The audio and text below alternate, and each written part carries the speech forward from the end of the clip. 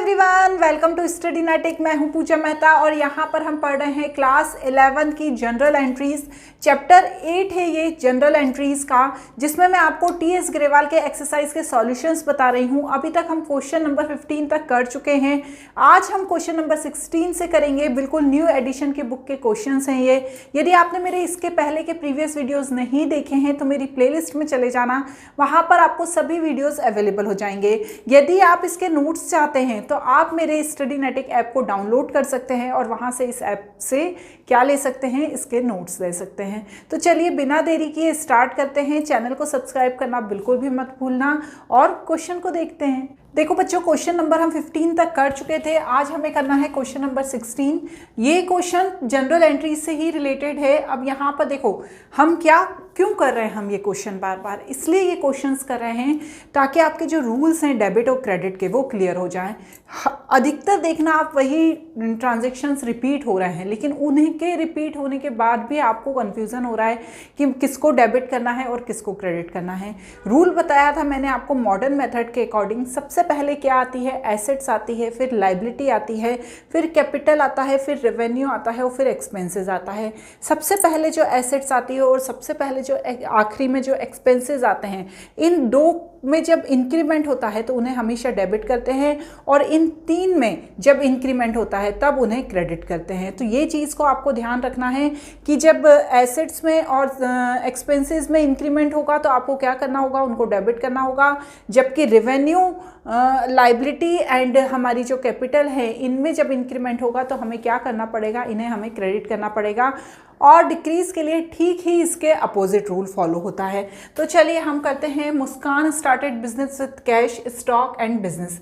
जब स्टार्ट किया बिजनेस तो क्या हुआ, हमारे बिजनेस की जो एसेट्स है वो इंक्रीज हो गई। हम मॉडर्न मेथड के अकॉर्डिंग कर रहे हैं। हमारे जो बिजनेस की जो एसेट्स है जब वो इंक्रीज हो गई, और जब एसेट्स इंक्रीज होती है तो उसे डेबिट करते हैं। स्टॉक भी इंक्रीज हो गया और बिल्डिंग भी इंक्रीज हो गई, तो इसे हमने डेबिट कर दिया। और जब कैपिटल इंक्रीज होती है तो उसे क्या करते हैं, क्रेडिट करते हैं। अभी हमने देखा, बस वही किया है।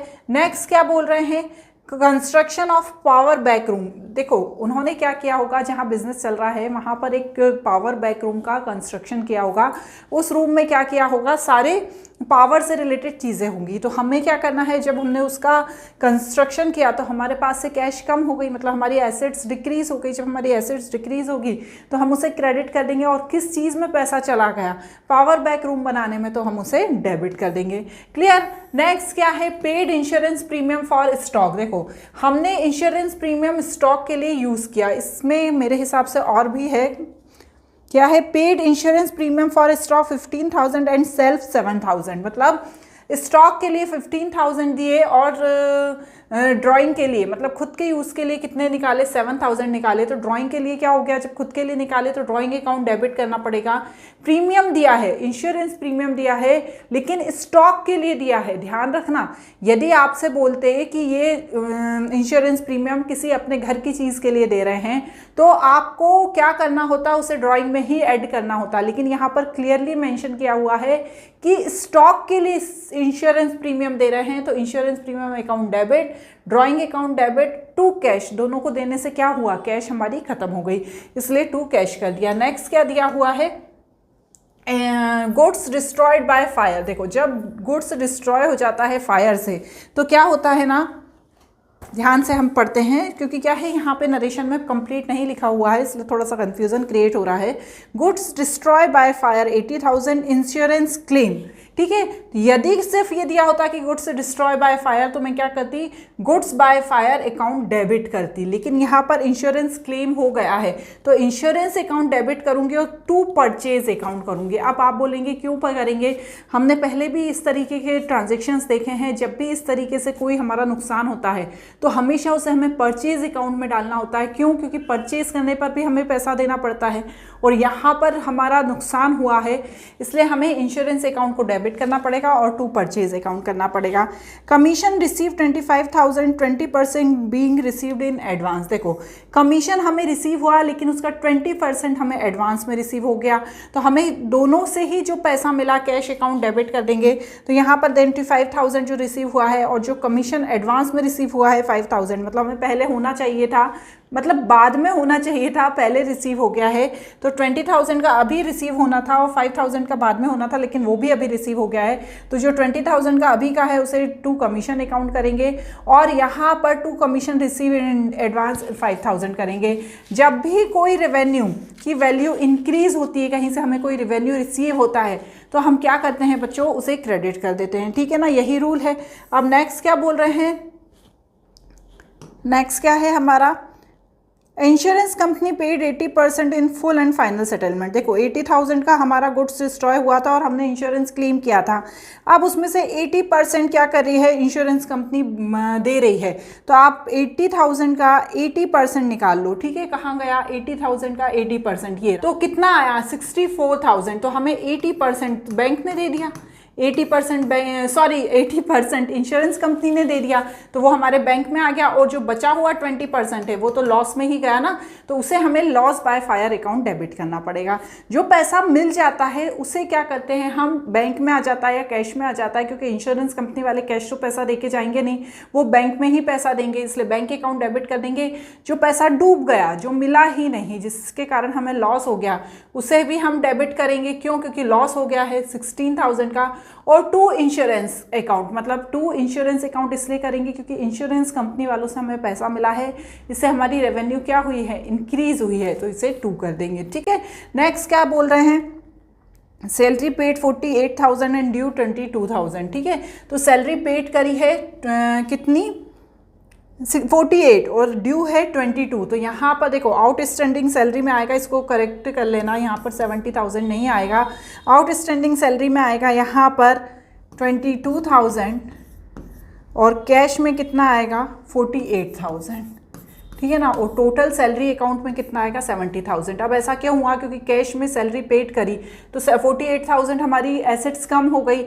अब लेकिन हमारी आउटस्टैंडिंग सैलरी भी है, मतलब अभी देना बाकी है हमको, ड्यू है हमारी, है ना, पेड करना बाकी है, तो हमें उसे भी लिखना पड़ेगा क्योंकि बाद में तो देना ही है ना। और किसके लिए दे रहे हैं, इतना खर्चा किसके लिए हो रहा है, सैलरी के लिए, तो सैलरी अकाउंट कर देंगे। Provide depreciation on building 10%। तो देखो ऊपर पहले कहीं हमने बिल्डिंग खरीदी थी क्या, देखना पड़ेगा आपको। ये स्टार्टिंग में जब हमने बिजनेस स्टार्ट किया था ना, तो 25 लाख की बिल्डिंग भी थी उसमें, तो उसका 10% कितना हुआ 2,50,000 उसे लिख देंगे। ठीक है, लास्ट वाली जो जनरल एंट्रीज थी लास्ट क्वेश्चन की, उसमें भी ऐसा ही आया था कि आपको डेप्रिसिएशन का सिर्फ परसेंट दिया था, लेकिन आपको ये नहीं दिया था कि कहाँ से डेप्रिसिएशन निकालना है। तो बच्चों आपको सर्च करना पड़ेगा कि कहाँ से डेप्रिसिएशन निकालना है और फिर उसका वो डेप्रिसिएशन निकाल के जनरल एंट्री करनी है। क्लियर, चलो अब क्वेश्चन नंबर 17 देख लो, क्या बोल रहा है क्वेश्चन नंबर 17। यहाँ पर देखो ये सारे ट्रांजेक्शन, ये 2021 की जगह 2024 कर लेना। ठीक है, पुराना वाला डला रह गया और इसकी हमें जनरल एंट्री करनी है। तो चलिए स्टार्ट करते हैं। सबसे पहले क्या होना है कि हमने बिजनेस स्टार्ट किया, बीइंग स्टार्टेड बिजनेस। ठीक है, रमेश ने बिजनेस स्टार्ट किया, कितने का बिजनेस स्टार्ट किया 1 लाख का किया, तो कैश भी आ गई, कैश इंक्रीज हो गई और कैपिटल भी इंक्रीज हो गई। दोनों ही जब इंक्रीज होता है तो क्या करते हैं, उन्हें डेबिट और इनको क्रेडिट कर देते हैं। नेक्स्ट क्या है, being cash deposited in bank. जब हमने बैंक में कैश जमा किया तो क्या हुआ, हमारे पास से हमारी जो कैश की एसेट्स थी वो कम हो गई और बैंक वाली एसेट्स इंक्रीज हो गई, तो डेबिट कर देंगे इंक्रीज वाली को और क्रेडिट कर देंगे डिक्रीज वाली को। नेक्स्ट क्या दिया है, being goods bought for cash. हमने यहाँ पर बॉट करना मतलब खरीदना, हमने यहाँ पर सामान खरीदा है कैश में। तो जब हम सामान कैश में खरीदते हैं तो हमेशा ये गुड्स आ रहा है ना, यदि यहाँ पे आता बिल्डिंग खरीदी तो बिल्डिंग अकाउंट डेबिट कर देते, लेकिन यहाँ पे गुड्स आ रहा है तो परचेज अकाउंट डेबिट करेंगे और जिससे हमारा कैश चला गया। यदि यहाँ कैश में नहीं खरीदा होता, हमने सिर्फ नाम लिखा होता मोहन से, तो हमें ये समझना है कि हमने क्रेडिट में खरीदा है और यहाँ पर मोहन का नाम आ जाता। जनरल अमाउंट तो 50,000 लिख ही लेंगे आप। Being cash withdraw from bank, हमने बैंक से पैसा निकाल लिया, तो जब हमने बैंक से पैसा निकाल लिया तो हमारे पास कैश के रूप में एसेट्स इंक्रीज हो गई, तो कैश अकाउंट डेबिट कर देंगे, टू बैंक अकाउंट कर देंगे। मतलब क्या होगा, हमारे बैंक से पैसा कम हो गया और कैश के रूप में ये इंक्रीज हो गया। Being sold goods to Krishna, हमने कृष्णा को सामान बेचा। तो देखो बच्चों, खरीदना हो या बेचना हो, दोनों में ही यदि ये नहीं लिखा है कि कैश में बेचा है तो हमें उसे क्रेडिट ही मानना है, तो हम इसे क्रेडिट ही मानेंगे। तो कृष्णा के पास चला गया सामान, तो Krishna account debit to sales account, किसके थ्रू गया, सेल्स के थ्रू गया।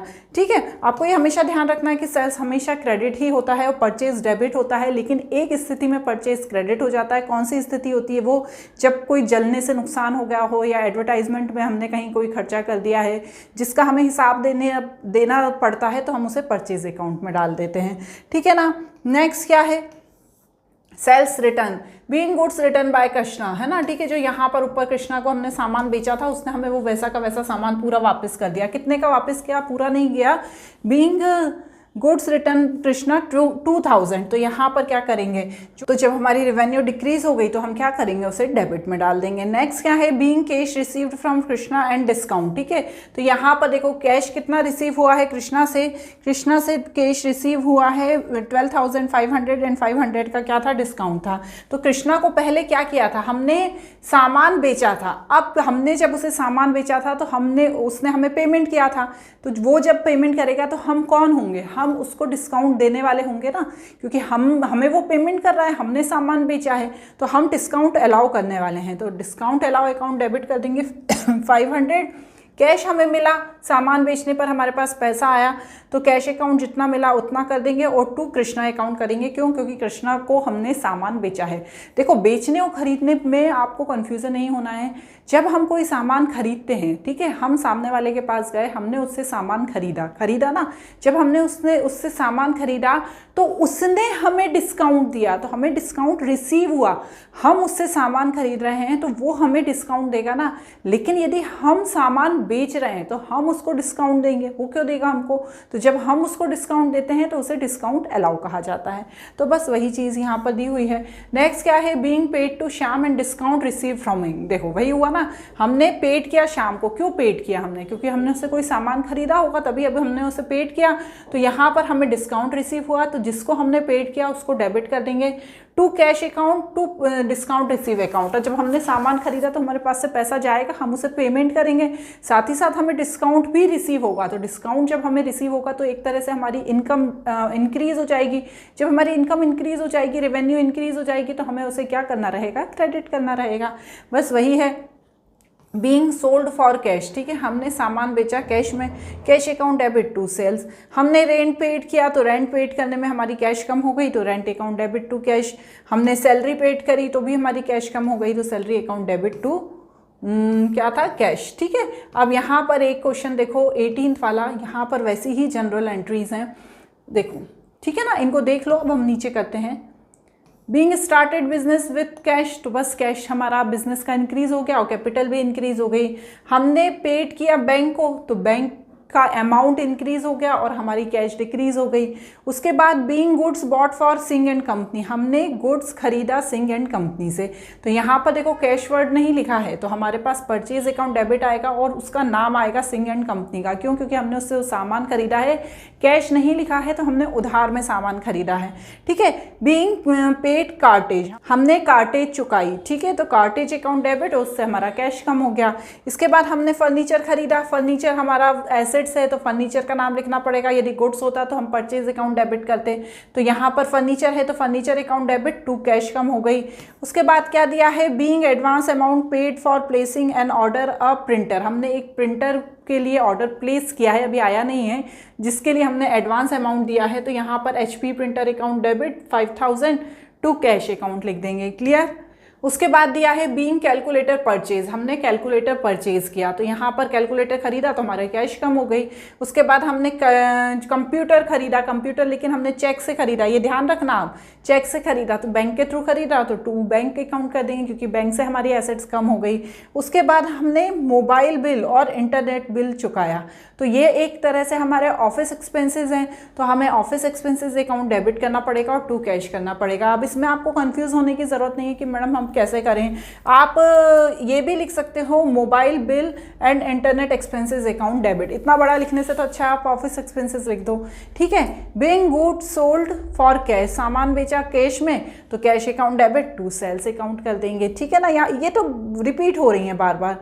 हमने बीइंग सोल्ड गुड्स, यहाँ पर गुड्स सोल्ड किया है, तो यहाँ पर मुझे क्या करना पड़ेगा, अब गुड्स सोल्ड किसको किया है, देखो जनवरी 9 की एंट्री है, being sold goods to Sharda and company, Sharda and company का नाम लिखा है देखो ट्रांजेक्शन में, तो Sharda and company account debit to sales.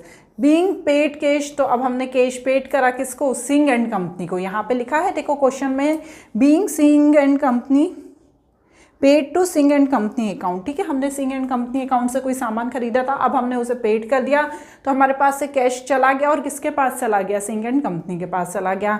Being sold goods for to company, हमने सामान बेचा कंपनी को, तो यहाँ पर कौन सी कंपनी को बेचा, रे एंड कंपनी को। हमने यहाँ पर लिखा नहीं कि कैश में बेचा है क्रेडिट में, तो हमें उसे क्रेडिट ही समझना होगा, तो हमें उसका नाम एक्सप्लेन करना पड़ेगा।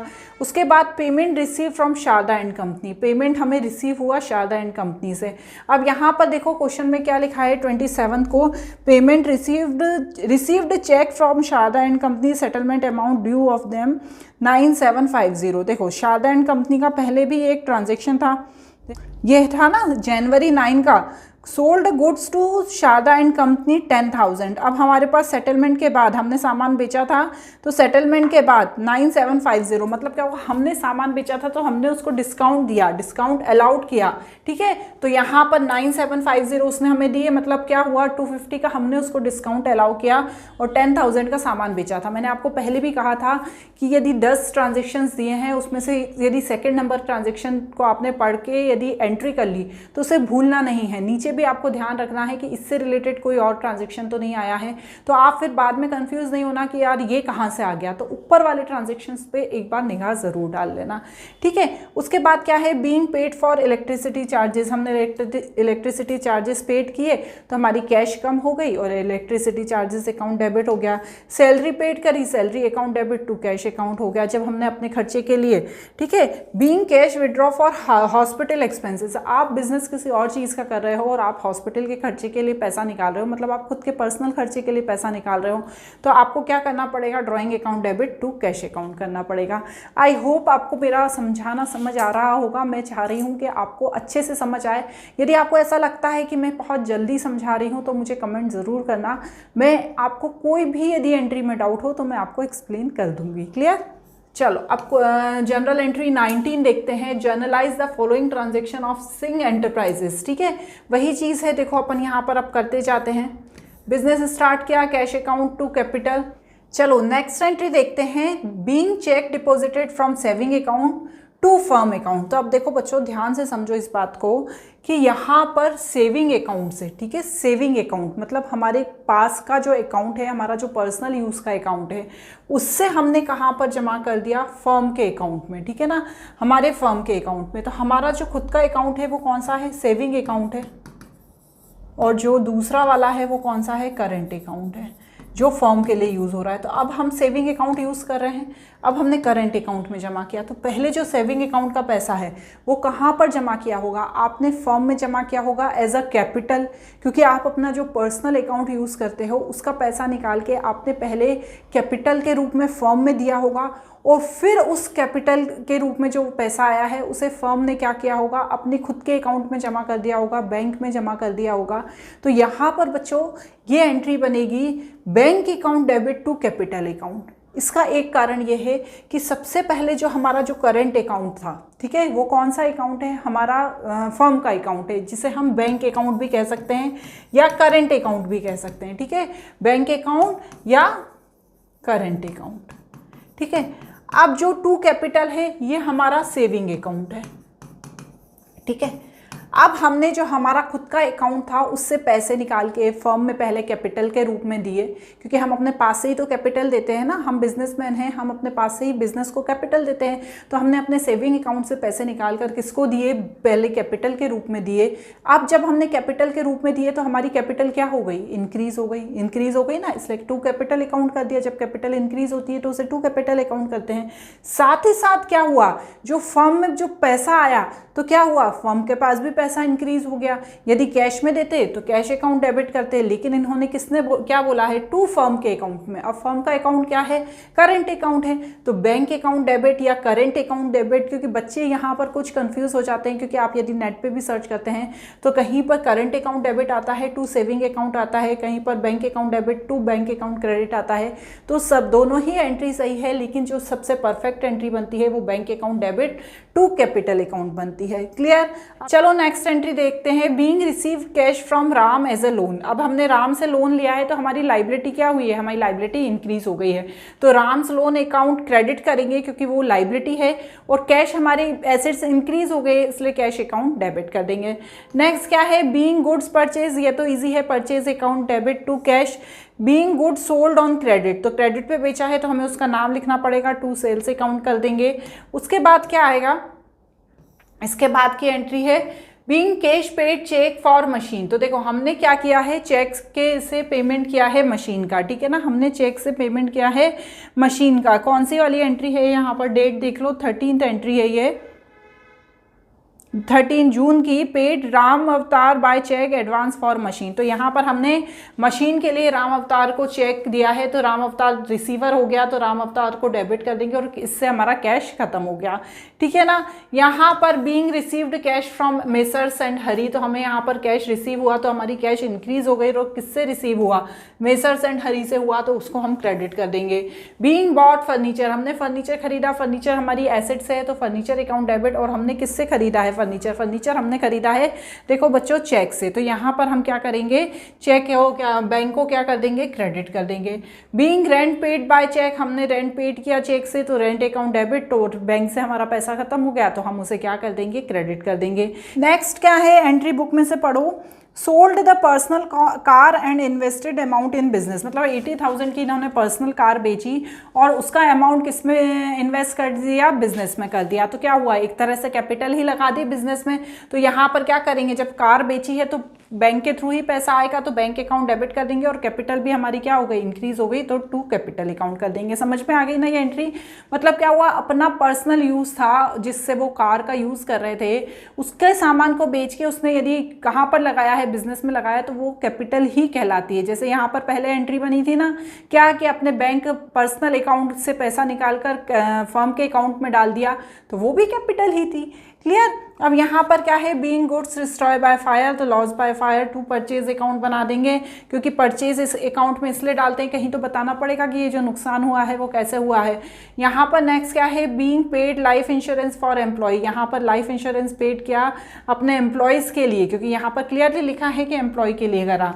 यदि सिर्फ लाइफ इंश्योरेंस लिखा होता तो हम इसे समझते कि हमने हमारी वाइफ के लिए किया है तो उसे ड्रॉइंग अकाउंट में डाल देते, लेकिन यहाँ पर क्लियरली एम्प्लॉय लिखा है तो हमें लाइफ इंश्योरेंस अकाउंट डेबिट करना होगा और टू कैश करना होगा। एंड लास्ट क्या है, सैलरी पेड करी तो salary account debit to cash. ठीक है, कुछ एंट्रीज तो बार बार रिपीट हो रही हैं इसलिए ज़्यादा उनको मैं एक्सप्लेन नहीं कर रही, जो एंट्री नहीं आती हैं उनको मैं बता रही हूँ। चलो अब ये लास्ट वाला और देखते हैं, generalized the following transaction of Rakesh agencies Delhi. तो अब इस पे हमें जनरल एंट्री करनी है, ठीक है ना। चलो सबसे पहली क्या है, बिजनेस को स्टार्ट किया, ये तो बहुत ही अच्छी एंट्री है। तो बिजनेस को स्टार्ट करने की एंट्री होती है cash account debit to capital account. फिर हमने गुड्स परचेज किया तो purchase account to cash account, बार बार नहीं समझाऊंगी। आप गुड्स परचेज बाय मोहन, तो हमने यहाँ पर परचेज करना पड़ेगा अकाउंट डेबिट, क्योंकि गुड्स परचेज किया है, कोई एसेट्स का नाम नहीं है। उसके बाद है बीइंग ओपन बैंक अकाउंट, तो जो कैश है वो हमारे बैंक में चला गया, कैश कम हो गया और बैंक में बढ़ गया तो उसे करना होगा। नेक्स्ट क्या है, बीइंग फर्नीचर परचेज, यहाँ पर एसेट्स परचेज की है तो फर्नीचर अकाउंट डेबिट करेंगे, टू कैश अकाउंट करेंगे। बीइंग गुड्स सोल्ड, सामान बेचा है तो कैश हमारे पास इंक्रीज हो गया तो cash account debit to sales account करेंगे। उसके बाद क्या है, देखो ये 20 जनवरी की एंट्री एक बार इसमें से पढ़ देती हूँ मैं। Sold goods to Ram of the list price 1,25,000, हमने सामान बेचा उसी लिस्ट प्राइस पर जिसमें 20% रेट डिस्काउंट दिया, 2% कैश डिस्काउंट दिया और 40% बाय चेक से पूरा पेमेंट कर दिया। तो चलो इसको समझ लो अच्छे से, मैं एक बार करके बताती हूँ। 1 लाख, ठीक है इस साइड आ जाते हैं, 1,25,000 है, ठीक है। इसमें से ट्रेड डिस्काउंट कितना है, ट्रेड डिस्काउंट है 20%, तो -20% करो। इसका जब आप 1,25,000 का 20% करोगे तो 25,000 आएगा। 1,25,000 इंटू 20%, तो 25,000 आ गया। इसे माइनस कर दिया तो 1 लाख आएगा। आप ट्रेड डिस्काउंट की कोई एंट्री नहीं करते, इसलिए टोटल अमाउंट कितना हो गया 1 लाख। ये लिख दिया यहाँ पर 1 लाख। क्लियर हो गया। अब यहाँ पर अगला क्या बोल रहे हैं कि 2% कैश डिस्काउंट है। अब 1 लाख का 2% निकालोगे। यहाँ पे क्या बोल रहे हैं 2% कैश डिस्काउंट है और 40% चेक से पेमेंट किया है। तो अब बच्चों पहले हमें क्या करना पड़ेगा, कैश डिस्काउंट नहीं निकालना है। पहले हमें जो 60% है, ये 1 लाख का 60% कितना हो गया 60,000।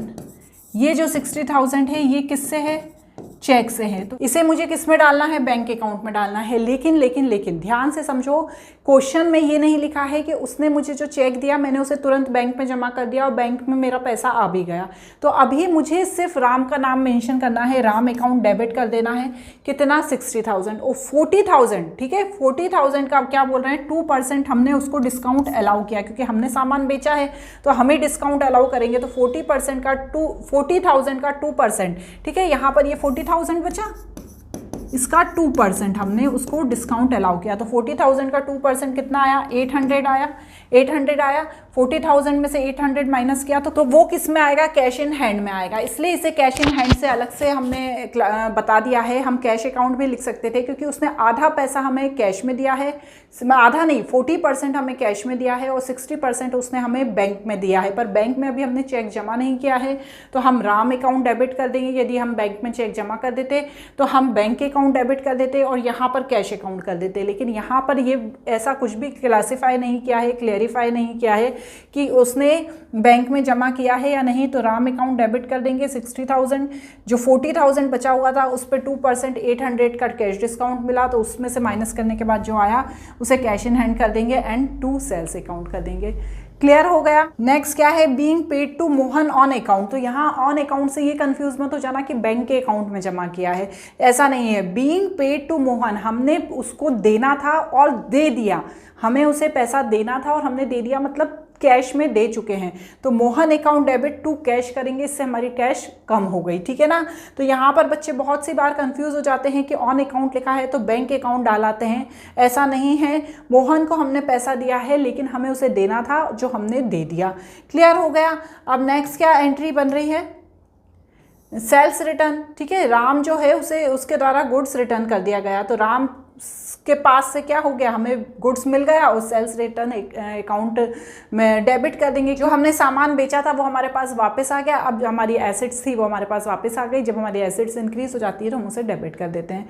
तो बस यही करना है हमें। यहाँ पर 1-2 एंट्री और बची है, उसे देख लो। सैलरी पेड करी, salary account debit to cash. Petty cash, petty cash क्या होता है, देखो क्या होता है, कोई भी बिजनेस होता है उसमें बहुत सारे छोटे मोटे चुटपुट खर्चे होते रहते हैं। तो उन खर्चों के लिए क्या, जो बड़ा जो अधिकारी है बार बार पैसे देगा तो वो क्या करता है, एक पेटी कैश दे देता है। मतलब आपको 5,000 रुपये में दे रहा हूँ पूरे महीने के खर्चे के, आपके जो छोटे मोटे खर्चे हैं उनका पूरा मुझे हिसाब लिख के देना, तो आप उसमें से वो पैसा खर्चा करते रहना, आप बार बार मुझसे पैसे मांगने मत आता। तो उसे हम कहते हैं पेटी एक्सपेंसेस। अभी हम आगे पढ़ेंगे। तो उन्होंने पेटी कैश दिया, तो पेटी कैश दिया, इससे उनका कैश कम हो गया और पेटी कैश अकाउंट डेबिट हो गया।